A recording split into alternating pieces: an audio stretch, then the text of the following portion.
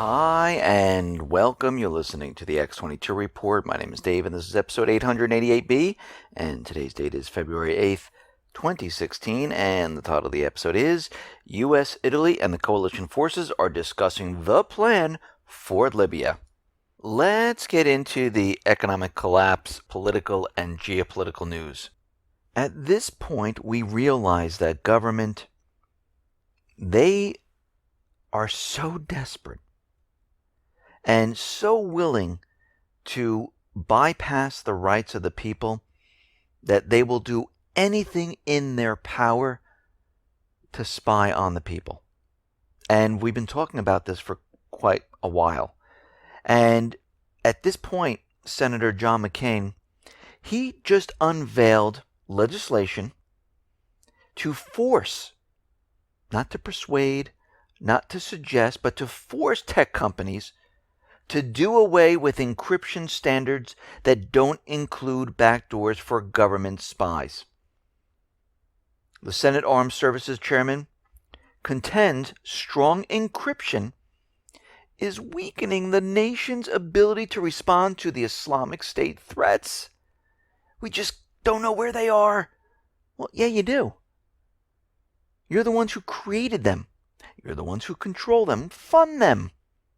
This has nothing to do with that. This has to do with spying on the American people. He says, Americans of course need access to technology that keeps our personal and business communications private, but this must be balanced with concerns over national security. They always throw in national security. Well, they have many other methods to find out who's doing what. We have the rights, we have the Fourth Amendment, and they need a warrant to spy on the American people. Basically, what they really want is everything open for the government to spy on everyone at any time they want without a warrant. And encryption is getting in their way. Just like the keys to your house, the keys to your car, the keys or the combination to your safe. This all gets in their way. But for some reason, with communications, they believe that you shouldn't have the same rights. Well, yeah. Everyone gets the same rights no matter what. It's private to you, not to the government, and they need permission. They need to make a case in front of a judge, and they need to prove why they need to spy on you. But this takes too much time, too much effort. They don't want to be bothered. It's easier to flip a switch and just to hear all the communications, have it all funnel into one database, and then sort it out later. Well, that's not how it works. If you like to spy on the American people, you can't. If you believe that one person or a group of people are involved in something illegal, get a warrant. That's how the system works, and you need to abide by it. Now, Department of Homeland Security, well, they were hacked into. And names and addresses of over 9,000 Homeland Security employees were dumped on the internet by unknown hackers after they tricked their way into the Department of Justice computer. And they're saying they have about 20,000 employees from the FBI, and they're saying this is next. Maybe they should have encryption on all of this data, and they wouldn't have this problem. But of course, most likely they have a back door into this system, and these hackers most likely found the back door, because as we know, once you open up a back door, any criminal can find it, and they will use it. And we can see this is exactly what they're doing. Now, we know a lot of the countries out there are saying, we are all for free speech. The U.S., Canada, France, Israel, they all say that we are for freedom of expression, freedom of speech, and those countries that don't allow it, well, that's just not right. And then in the back rooms in the dark, where no one really reports it, they're removing the rights of the people. France initiated their emergency legislation. They have laws on the book which basically they can take down blogs. Same thing here in the United States, same thing in Canada. And out in Israel, they have taken this to the next level. Israel's new chief military censor has demanded that popular bloggers writing on security-related issues submit their posts to her before they publish them. Failure to do so will be considered a crime. And a lot of the critics in Israel are saying, well, this is very Orwellian. And they're saying this is not right. I mean, we have the right to speak freely about certain things here. And we're seeing that the government is saying, no, you do not. So the expansion of the IDF censorship scope was revealed by one of the bloggers who was targeted, Yossi Gervitz.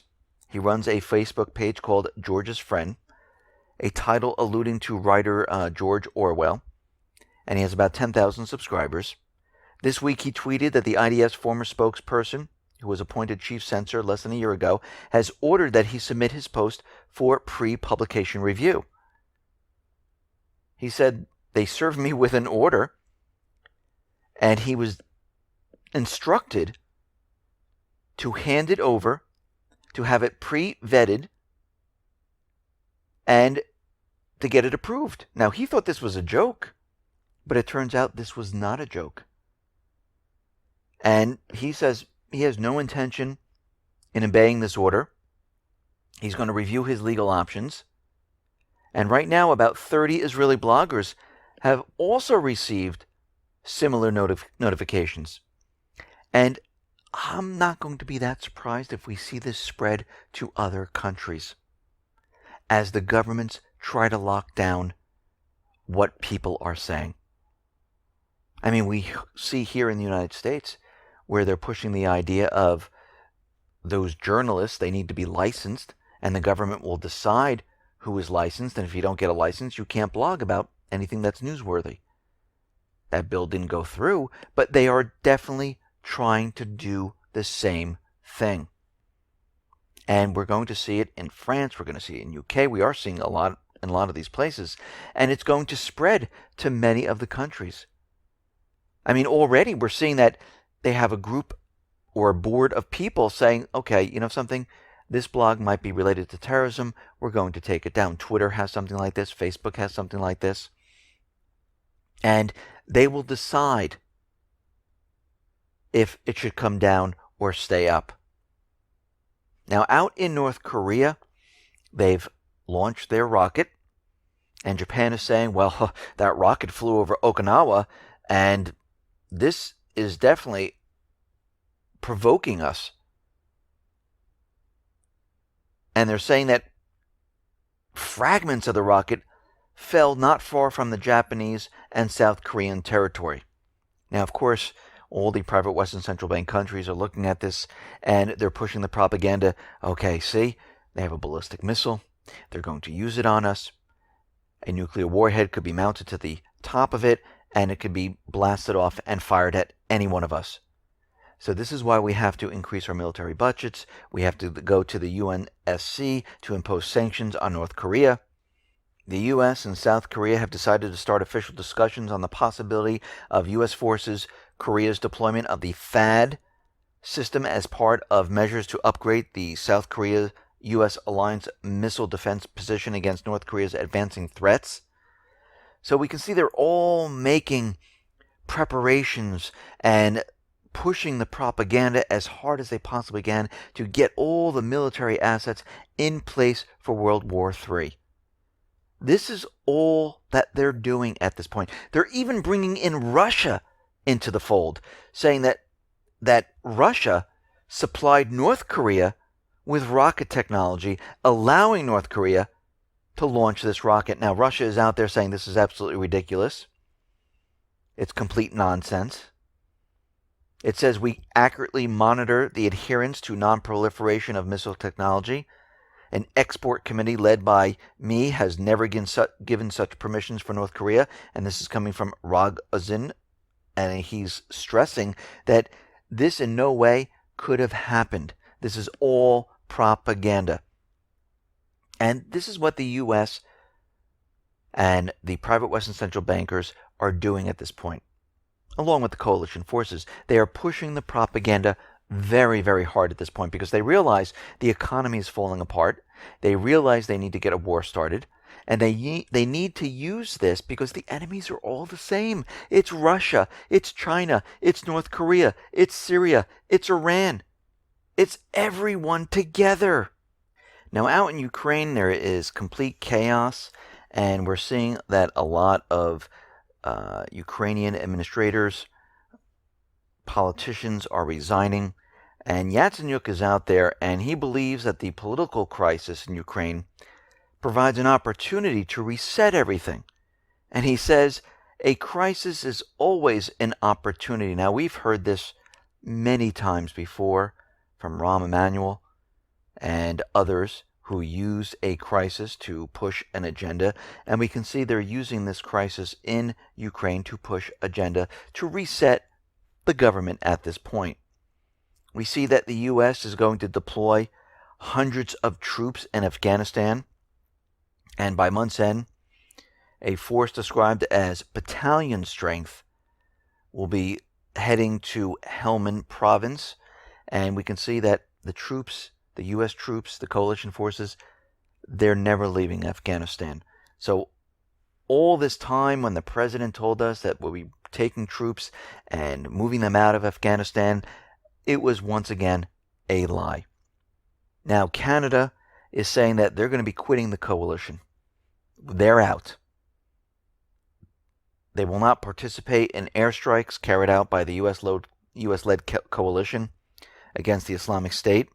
And they're saying this is going to come to an end in Syria and Iraq by February 22nd. And this is coming from Canada's Prime Minister, Justin Trudeau, which he announced today. But they're going to stop the airstrikes, but they're going to bring in ground troops.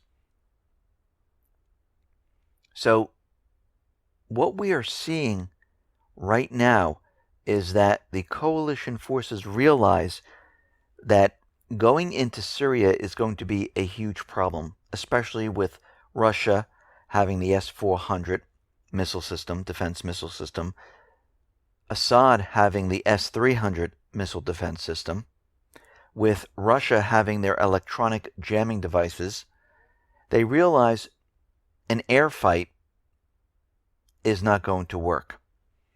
And we're seeing that a lot of these coalition forces are now bringing in ground troops. Now, of course, they're using it to say that, no, we're bringing in advisors, this is for training, and, this is why we're boosting our ground troops. But this is not what it's about. It's about getting the ground troops there, ready, prepared to go into Iraq and Syria. And, yes, Libya. The U.S. right now is going to increase defense spending by 400% in Eastern Europe. Of course, they're going to do this to fight Russian aggression. All of this is being prepped for World War III. The UK is saying they're going to be bringing in 1,600 troops into Jordan. Well, this is to take part of war games and to prepare them for maybe a confrontation with Russia, with Syrians, with Libyans. But we've seen this before. We've seen the U.S., the coalition forces, bring in troops into Jordan for drills. We saw it prior to the sarin gas false flag back in 2013. We saw it prior to the Islamic State appearing in 2014. And now we're seeing the same thing occur once again. And this should tell us that they are getting ready and prepared to bring in ground troops. Now, we know there's a lot of paid mercenaries in this area, and we know that a lot of the coalition forces are bringing in their own troops. Of course, they're saying they're advisors. This is only for training. We're bringing in the military assets. And as we know, every time they bring in the military assets, they leave them there. So these drills are an annual event which tests the Army's capability from the UK. And we can see that they're getting prepared and ready for something huge. Turkey, on the other hand, is saying, okay, we cannot accept any more refugees from Syria. This is why Jay Johnson is there. They're erecting a wall, setting up balloons to keep an eye on what's going on. They're setting up technology to keep the refugees out of Turkey. They're also securing the border because we're heading into war. And Erdogan is very angry because he's saying to the U.S., listen, choose a side. Are you choosing Turkey or are you choosing the Kurds? Well, remember, the main agenda for the United States government central bankers is to split up this entire region into Shiite, Kurds, and Sunnis. So they're going to be on the side of splitting up all of this, even Turkey. And we see already that plans are in the works. Obama is in Italy. He is working together with the Italian president to come up with a plan for Libya. And all of this right now is starting to fit together that they're getting ready to make a move. Tunisia, which borders against Libya, they are closing their borders. They are constructing a barrier between Tunisia and Libya. It's funny, it's the same thing that Turkey is doing. Looks like they're closing and securing their borders for war. And that's exactly what they're doing. Iraq right now, the Iraq army is deploying thousands of soldiers to a northern base in preparation for operations to retake Mosul. They have about 4,500 soldiers right now, and it is growing. And they are getting ready to go in and take another city. Because as we know, the United States just gets in their way. Because they're trying to protect the Islamic State, because it is the proxy army of the United States government central bankers. So Iraq is doing it on their own. We see the United States government central bankers, their backs are against the wall right now. Things are rapidly falling apart in Syria. They're going to lose Aleppo. And once they lose Aleppo, all supply lines and everything else is completely gone. And they know this. And we're going to have to watch this situation very, very carefully, because the next event is going to push a war. Now, the U.S. can just back down and say, you know what? Okay, we're done in Syria. Since 2011, or a little bit before that, we tried. It didn't work out. We spent billions and billions of dollars. We're going to just give up and Assad can just have the country. No, I don't think that's going to happen. They spend too much time, too much of an effort. And if they do that, well, we already know Iran's not using the dollar. They're not going to get that pipeline. They're not going to get the central bank. They're not going to get the oil. And they're not going to be able to place that on the dollar. And this whole thing is going to completely fall apart, because this was part of their plan. And we see the rest of the countries are falling apart. And we see that Turkey and Saudi Arabia, they are ready to put boots on the ground in Syria. Russia is still reporting, yes, they are getting ready to invade. They have satellite images. And right now, Syria is saying, listen, if these countries come into Syria, this is an act of war. They do not have our permission. There is no reason for them to be here. We didn't ask for them to be here. We asked for Russia. Russia is helping us. We're getting rid of the Islamic State. There is no reason to have any of these other countries in our country at this time. It is almost like Canada or Mexico inside the United States fighting a terrorist group when the United States didn't ask them to come in there. And they're bombing. They have ground troops. They commandeered a landing strip. They're constructing the landing strip to be longer. I mean, think about it. If this was happening here in the United States by Canada or Mexico, how would this look? Well, this is what's happening in Syria right now. And Syria, which is a sovereign nation, never asked for any of these countries to do this. Basically, this is an invasion. And what we're seeing right now is they are pushing this as hard as they can. They know they're running out of time. They know Russia has been hitting the Islamic State. The Syrian armed forces have been taking back more and more of Syria, liberating cities and towns, and they're running out of time. The collapse is accelerating. They're losing the battle, the war in Syria. They're getting ready to go into Libya. And right now, they have nothing left. They're going to come out with claws. They're going to start World War III. No matter what happens, this is their objective at this point. And they're going to push it as hard as they possibly can. Now, we just had the Super Bowl, and nothing has happened. No false flag, absolutely nothing. It's too big of an event. They would not be able to secure the entire stadium. It'd be too hard. What's going to happen, think about all the events that happen. It's always when you don't expect it. In a time frame where there's few number of people watching, few number of cameras watching, this is when it's going to occur in each one of these cities. It's going to be on a street or a location where no one's really watching. 9/11, it happened in the air. You really weren't looking up at that point in time. All you heard was the explosion to draw your attention to that area.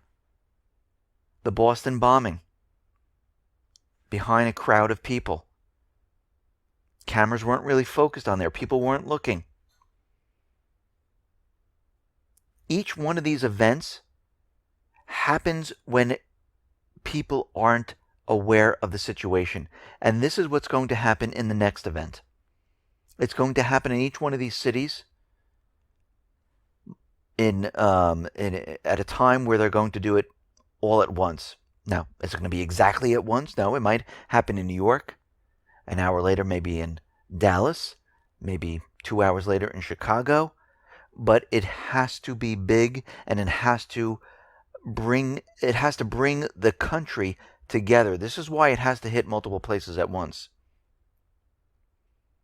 But it's going to be a time and a place where you least expect it, where there's hardly anyone looking for this or having a camera or news reporters in this location because they don't want it recorded. Look what happens in France.